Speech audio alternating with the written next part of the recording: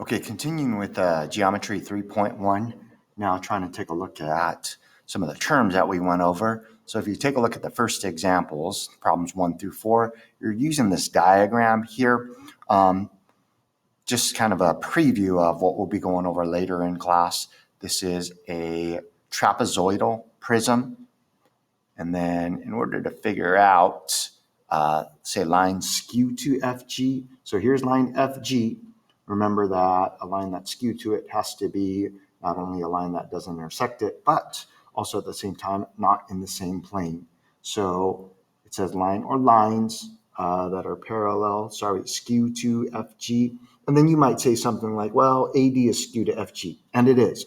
But it says which line or planes contain the point B and appear to fit the description. So that kind of narrows it down. So you could say line BC, that contains point B, that is skew with FG. It's also not in the same plane. Okay, here's where it gets a little bit more difficult. That'll work as far as BC is kind of the only thing drawn in there. Like BA would not be skew with FG because it's in the same plane.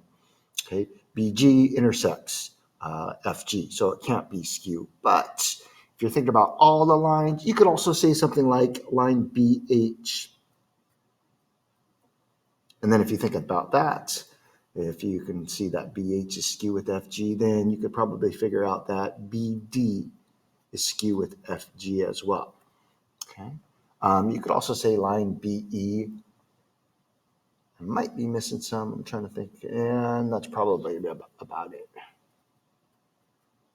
But always make sure you read and understand all of the directions, because like I said, sometimes people would say AD, even though AD is skew with FG, it doesn't contain point B. So make sure you read the directions, because especially in a problem like this, I've had many students in the past not read the directions fully and then list everything that don't include point B. All right, and then number 2, line that's perpendicular to FG. So just BG in this case. Yes, AF is perpendicular to FG, but it doesn't contain point B. Lines parallel to FG. Okay, again, just BA.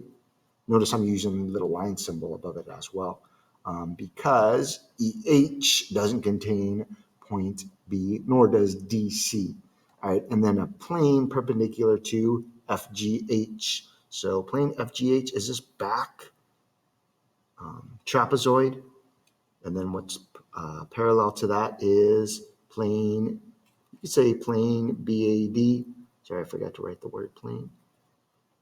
Plane BAC would be the same.